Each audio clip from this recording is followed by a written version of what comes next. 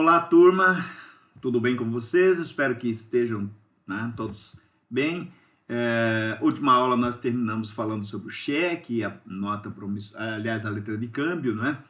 É que agora eu estou com a nota promissória na cabeça. Mas antes de começar a nossa aula, gostaria de tocar num assunto muito importante aí. Nós temos novidades, não é?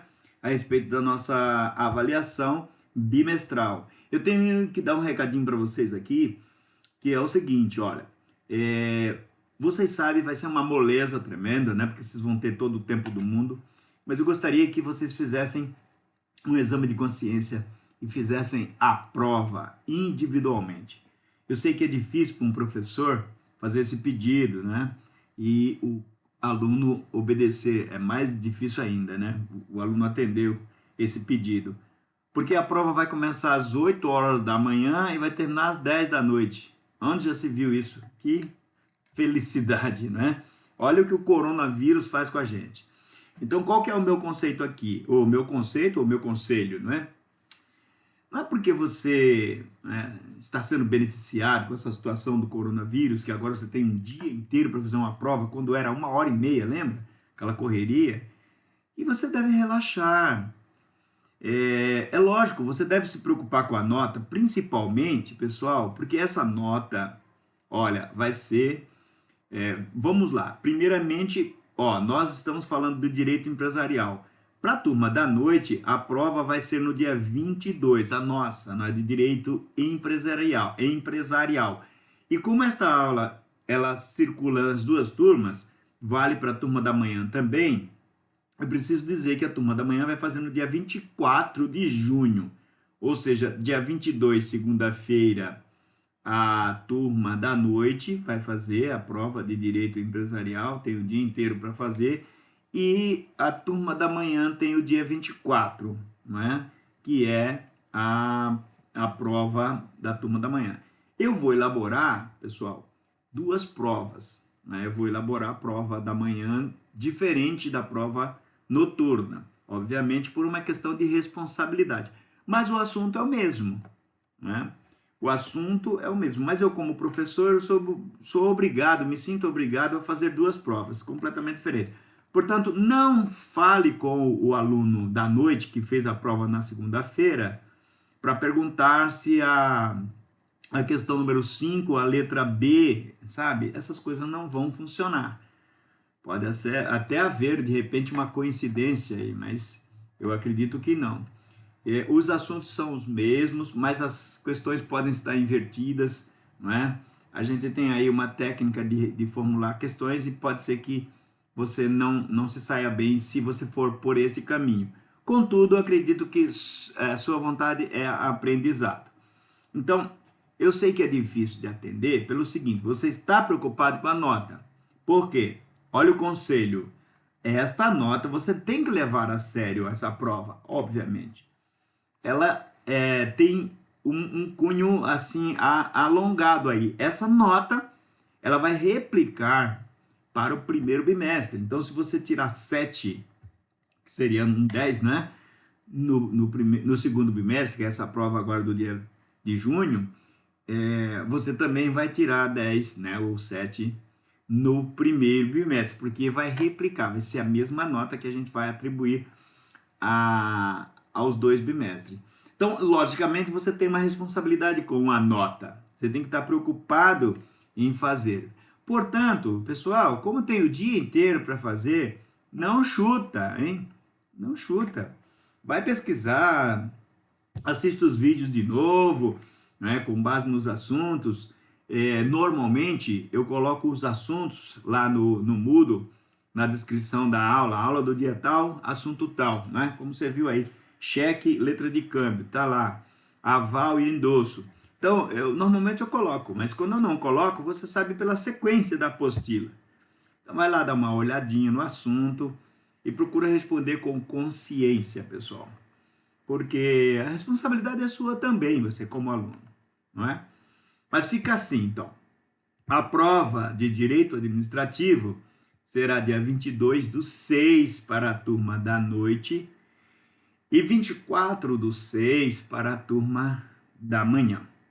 Então, até uma semana antes, nós estaremos aí fazendo aulas. Porém, uma quinzena antes, eu acho que eu vou colocar para vocês, que é para tentar ajudar também, aquele trabalho bimestral que vão valer 3, ou que vai valer 3 pontos, né?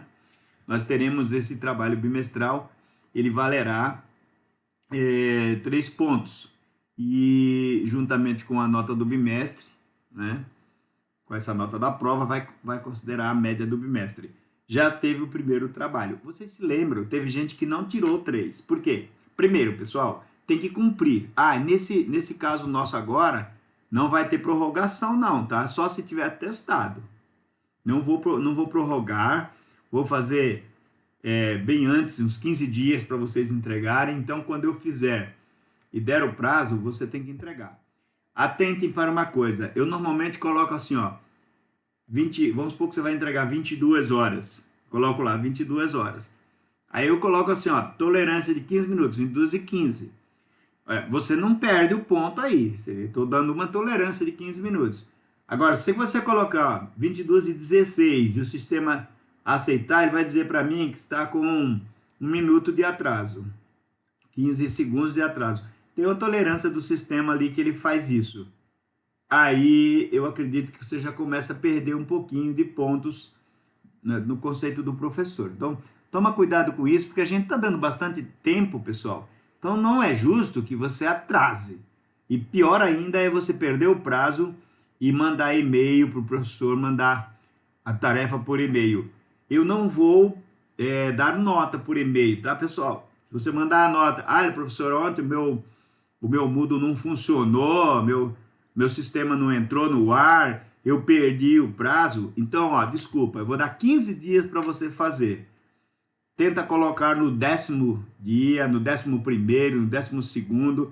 Não deixa para o último dia, o 15º dia, e para a última hora. Se você não conseguir, você vai me mandar por e-mail, eu não vou dar a nota, você vai lá reclamar com a coordenação, eu vou ficar chateado com a coordenação, se eles vierem me questionar, eu falo, não tem nota, o aluno não entregou o trabalho. Não, ele está dizendo que entregou. Eu falo, mas se ele entregou, está no mudo, está lá no mudo.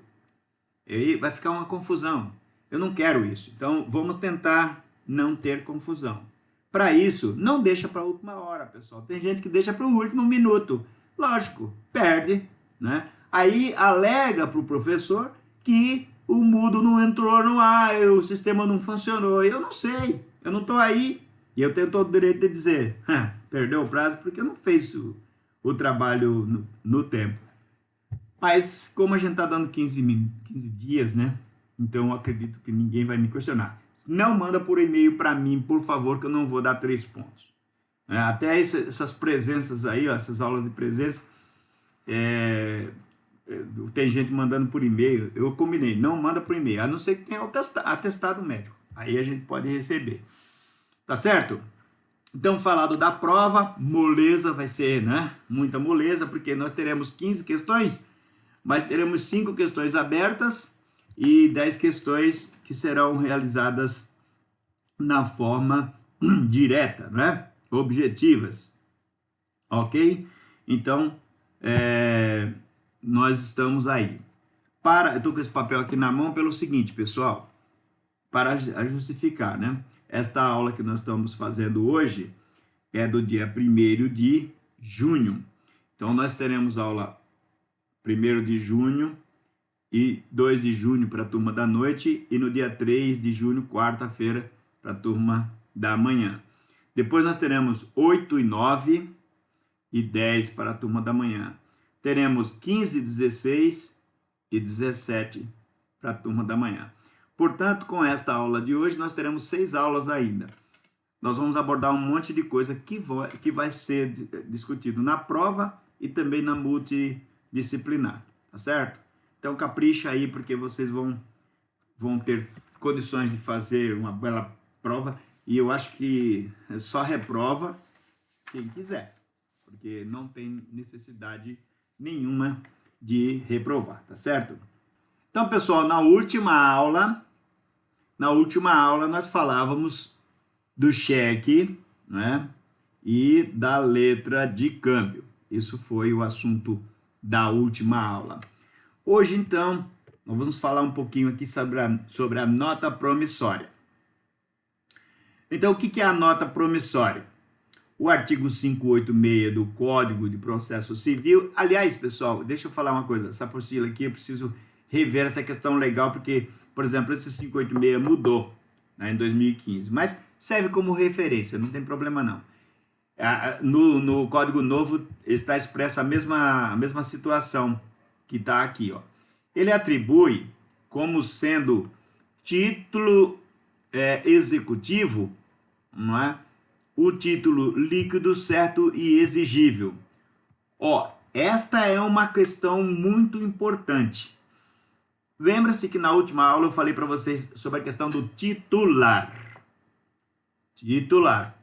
O titular é a pessoa que tem o título, né? Então, se eu sou eleitor, eu tenho o título de eleitor, é uma cédulazinha, né? Em que está escrito título de eleitor. Aquilo é um título, eu recebo o título. Quem me dá aquele título é o Tribunal Eleitoral e me dá um título de cidadão eleitor, certo? Agora, olha a questão do título de crédito que eu estou trazendo aqui numa analogia com o título de eleitor. Quando uma pessoa tem um título de crédito, pessoal, a gente já estudou aquelas particularidades, né, que nós chamamos de características do título de crédito. Essas particularidades estão agora refletidas nesta frase do Código de Processo Civil. Por quê, pessoal? A execução para cobrança de crédito, ó, cobrança de crédito. A execução para cobrança de crédito fundar-se-á, tem um fundamento, né? Fundar-se-á sempre em título líquido, certo? E exigível. Então, olha só como que é legal isso aqui. Primeiro, vamos explicar o que é execução, né? Senão a gente vai pensar vai pensar um monte de coisa, mas não vai saber delinear mesmo a questão conceitual. Olha só, a execução significa o seguinte: uma pessoa deve e não paga. Ela se torna, então, inadimplente. Vai para o Serasa, SPC, essas coisas aí que não quer dizer nada em relação à nossa aula aqui. O que importa é nós sabermos o seguinte: essa pessoa deve e não paga.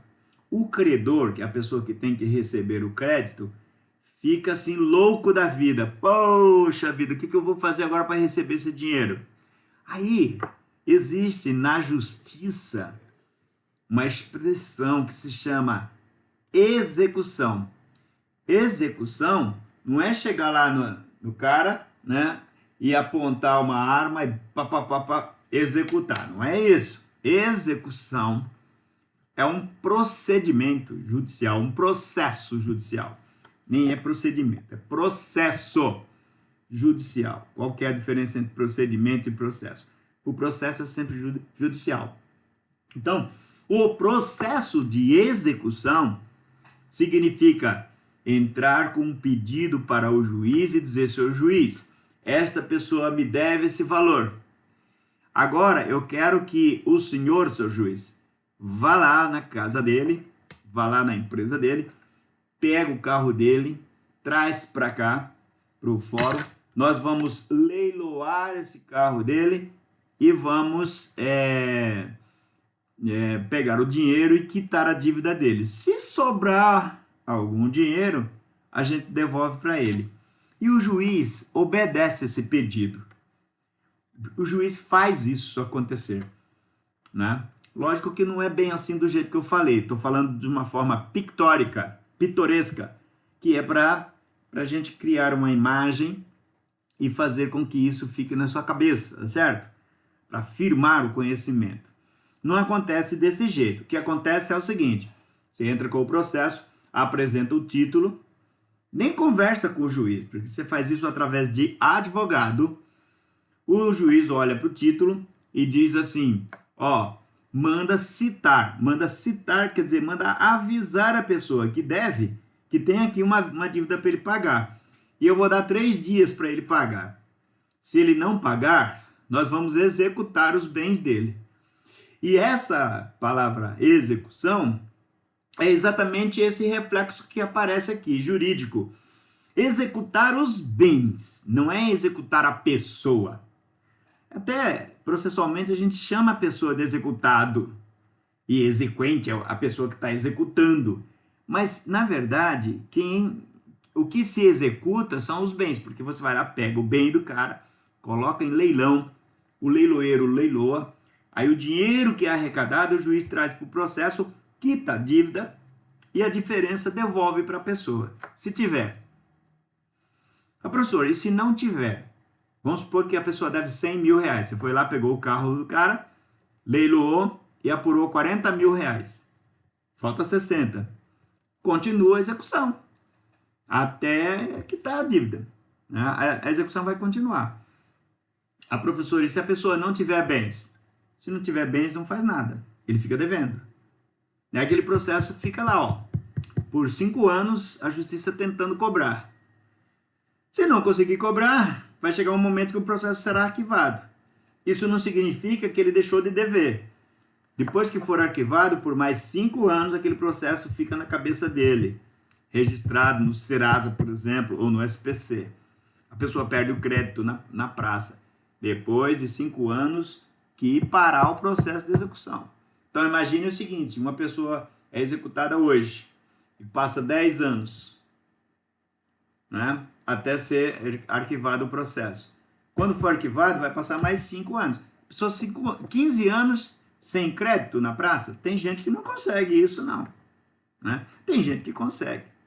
Mas aqui a gente está falando das coisas normais. Normal é deveu, pagou, certo?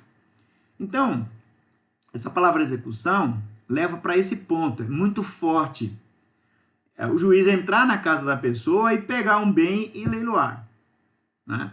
Então, em princípio, o que me importa falar isso para vocês aqui, que faz parte do nosso aprendizado? Só é possível o juiz fazer isto se o título, né? Crédito, título. Se o título for líquido, certo e exigível, ok? Por isso que foi importante a gente estudar aquelas características do título de crédito. Vamos ver a questão líquido? O que é algo líquido? Líquido, não tem dúvida quanto ao valor. R$1.000, R$10.000, é líquido. Entenderam? Como é que seria ilíquido? Seria ilíquido se fosse assim, ó. Essa pessoa deverá pagar 37,5% do que conseguiu apurar na safra de milho, do milho safrinha do período de 2019. Então aí, ó, olha só, o juiz não sabe quanto que ele colheu de milho, o juiz não sabe qual era o preço do milho, o juiz não sabe qual era a quantidade, qual a despesa que ele teve, para depois apurar esses 37,5% para saber qual que é o valor que tem que pagar. Perceberam? Aí, nesse caso, a gente chama de ilíquido. O título não é líquido. Ele não pode ser executado. Tem que primeiro apurar a liquidez. A hora que ele atingir a liquidez, aí pode ser executado. Por isso que nós estudamos lá naquelas características que o título, ele vale de per si, né? O valor está escrito nele. Como no caso do cheque, que a gente viu aquela aula anterior, o valor está aqui, ó. Tem alguma dúvida quanto a esse valor? Não, não tem nenhuma dúvida. R$1.155.554. Está escrito aqui a moeda. Agora, é claro que esse cheque foi preenchido assim, mas ele representa uma dívida de algum negócio. Então, nesse momento, o credor tem um crédito, né? Esse crédito foi transformado num título. E esse título adquire uma condição de liquidez. porque ele é líquido, 1.155.154, ok? Então, liquidez, é isso. O valor não tem dúvida, o valor está estampado no título, ok? Então, ele é líquido por esse ponto. O que é um título certo? Certo é quanto a pessoa que deve e quanto a pessoa que vai pagar. Vamos voltar no exemplo do cheque de novo. De quem é esse cheque? Foi emitido por uma pessoa aqui, fulano de tal.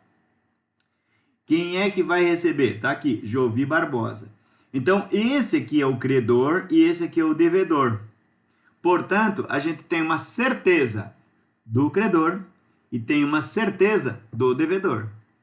É claro que o banco vai pedir para o credor se identificar. De que forma? Apresentando os documentos lá, RG, CPF, etc. Já o devedor não precisa, porque ele está aqui, ó, identificado na hora que emitiu o cheque. Tem o RG e o CPF. O RG aqui, DI é documento de identidade, tá, pessoal? DI, documento de identidade. E aqui CPF. Portanto, aqui está a certeza, no caso do título de crédito. Então, o título de crédito sempre traz essa certeza.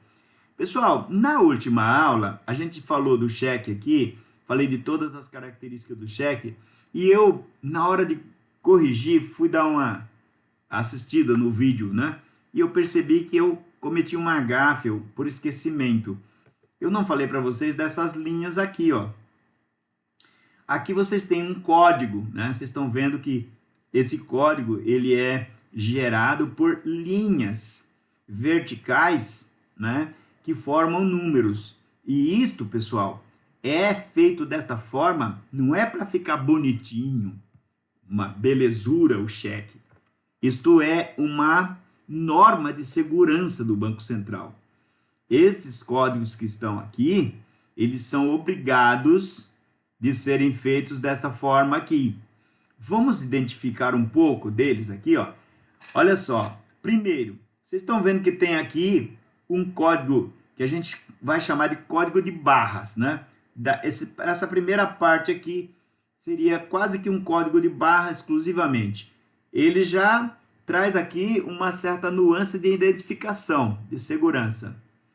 Depois, você observa que as linhas que aparecem agora, elas formam 001. Vocês se lembram qual que é o número do banco?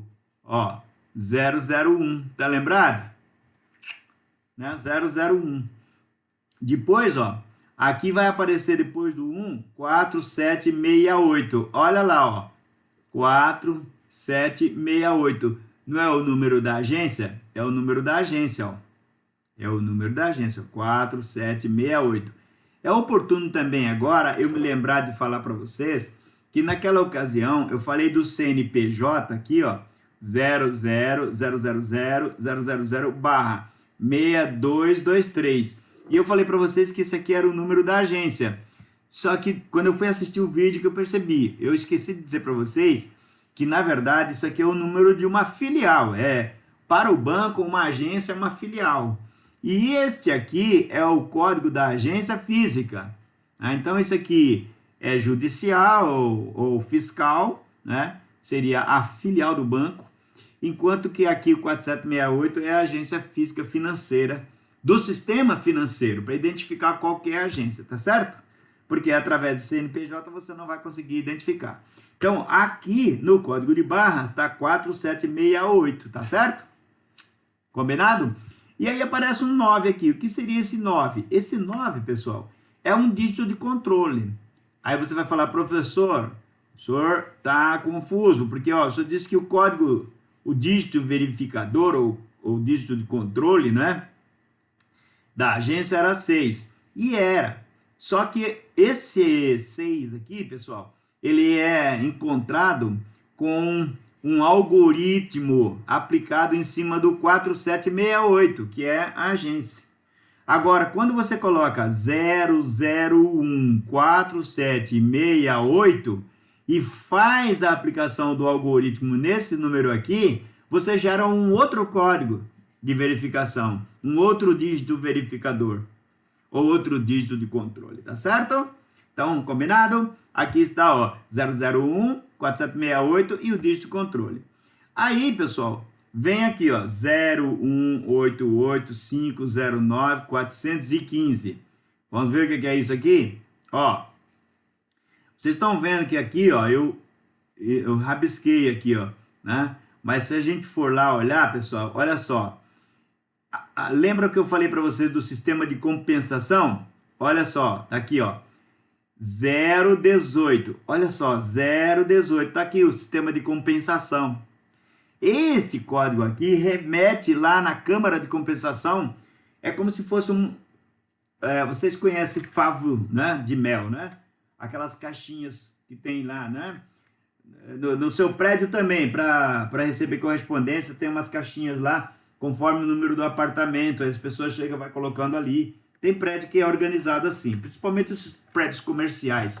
E chama de escaninho, né? Às vezes o pessoal chama de escaninho. Ou de armário, né? Por exemplo, os professores do centro universitário, você vê o que tem lá na sala dos professores? Tem uns armários lá.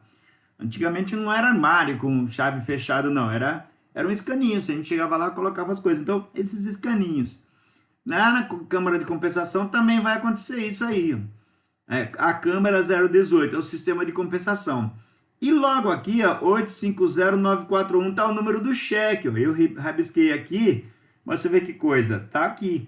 Eu só estou informando isso para vocês, porque vocês são meus alunos e precisam aprender essas coisas. Então está aqui, ó. Tá vendo? 018 850 941. Quem conhece cheque já sabia disso? Se não sabia, veja como vale a pena estudar no UniFCV, né? Centro Universitário Cidade Verde, ó, 018 850 941.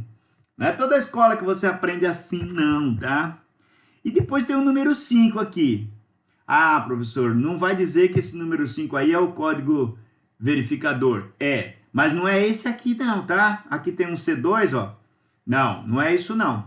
Isso aí é o seguinte, aplicado o algoritmo em cima de todos esses números, 018 850 941, com as contas que são feitas, aí se chega nesse dígito 5. Se der tempo, lá na frente, eu não vou fazer isso agora, para a gente não perder muito tempo. Eu vou mostrar para vocês como é que se faz o dígito de controle do CPF. Ó. Você tem um CPF, né? Você tem 9 números, depois tem um tracinho e 2 números. Vou mostrar para vocês, se for possível, der tempo, a gente faz isso. Se não, vocês pesquisam na internet como encontrar dígito de controle do CPF. Ou do RG também. Aí tem lá, eles vão mostrar. Pega esse número, multiplica por 9. Aí assim por aí vai, soma tudo e depois divide por 1. É uma coisa assim. Isso chama-se um processo algoritmo. Certo? Algoritmo? Tudo bem? Ok, pessoal. Bom, agora, veja só. Aí vai aparecer aqui, ó. 646 056 01835 Ó, tá vendo aqui? 646 056 01835 Pessoal, aqui está o número da conta, ó. 560 183-5. Esta aqui é a conta. Tô revelando um segredo para vocês que eu inibi aqui, ó. Agora tá aí, ó. 560183-5. Aqui vai aparecer um dígito 4, que é normalmente o quê? Aquela situação que eu falei para vocês agora há pouco. Pega-se esse número grande aí e faz uma operação algorítmica que se chega nesse número aí. Agora, tem o 6460 aqui, que é um código interno do banco. Eu não sei explicar para vocês aqui se é direto lá da conta, se tem alguma coisa a ver com isso aqui, realmente eu não sei, ó, 6460. Agora, o 560183-5 aqui, ó, seria a conta, aliás, aqui seria a conta, e depois esse dígito verificador. Bom, serviu para mostrar para vocês que esse código aqui tem uma função. Quando você vai receber um cheque, tem um leitor lá No caixa normalmente coloca o cheque assim, o leitor anda automaticamente com o cheque para lá e para cá, significa que ele lê tudo isso aí. Aí vai na conta lá e vê se tem dinheiro. Muito bem. Então, voltando aqui para o nosso novo assunto, que é o de hoje, nós estávamos falando da nota promissória e estávamos falando dessa condição de liquidez, certeza, fui lá para o cheque por causa disso. E agora a gente vai falar sobre exigível ou exigibilidade. Pessoal, a liquidez está relacionada com o dinheiro, a quantia de dinheiro. A certeza com as pessoas que devem e quem vai receber, o credor. E a exigibilidade, exigível. Exigível significa o seguinte: o título tem que estar vencido.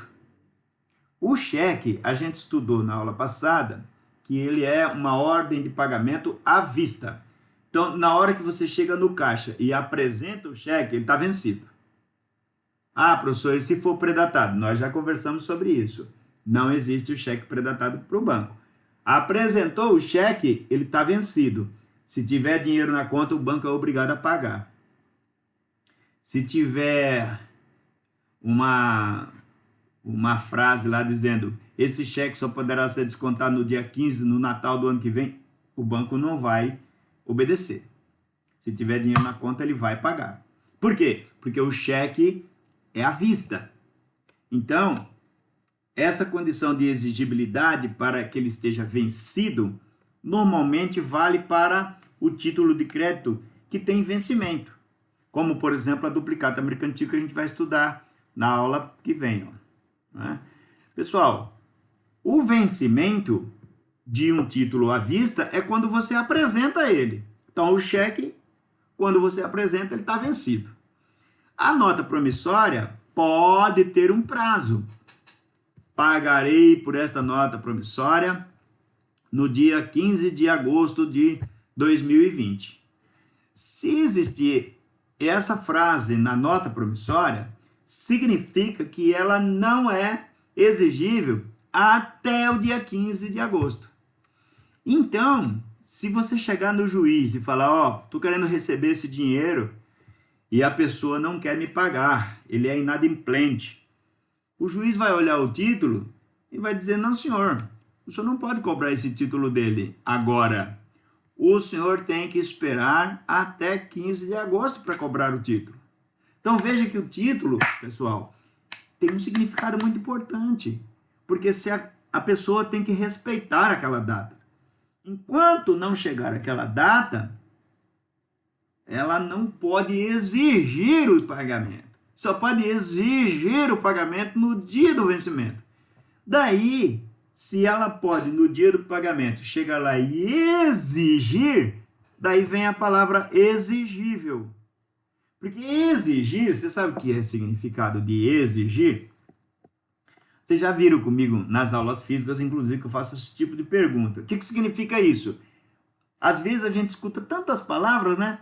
Mas quando você começa a falar para querer saber o sentido, aí o que é isso? Aí você começa a confundir, não é? Mas exigir, eu exijo que você faça isso. Ou seja, você está sendo forçado a fazer. Mas essa exigência, ela só é possível se a pessoa que exige tem o direito de fazer essa exigência, percebe? Não se pode exigir uma coisa de uma pessoa sem ter o direito de exigir. Para exigir, é preciso que você tenha o direito. Então, você foi lá, fez a prova, preencheu todas as questões com a resposta correta, acertou tudo. Então, você merece nota máxima, tipo 7, por exemplo. O professor vai lá e dá uma nota 2 para você. Você fala: professor, eu queria fazer a revisão de prova. Aí você fala: ó, professor, aqui não está certo? Tá? Quanto vale essa questão? 0,7. E essa aqui? Ó, 0,7. Ó, já acertei 3, já passou de 2, só me deu 2, tá? 2,1. Vamos continuar. Vai até o fim. tirou 7, você pode exigir do professor que dê nota 7. Por quê? Porque você acertou tudo. É bonito isso, né? Você tem o direito de exigir. Agora, vamos supor o seguinte.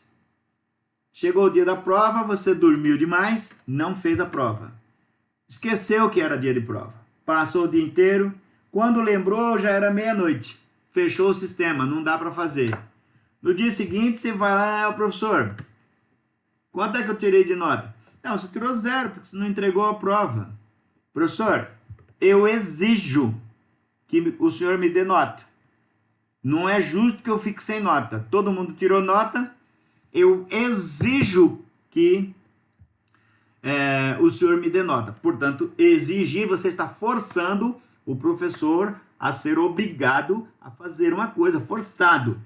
Mas aí, cadê o seu direito? Você tem o direito de fazer isso? Não. Por que não tem? Porque não fez a prova. Tem que fazer a prova para poder ter o direito.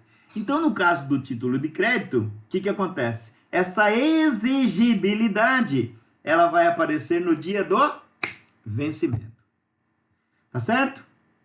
Então, tá aí, ó, explicado mais ou menos o que é que se espera de um título de crédito, né?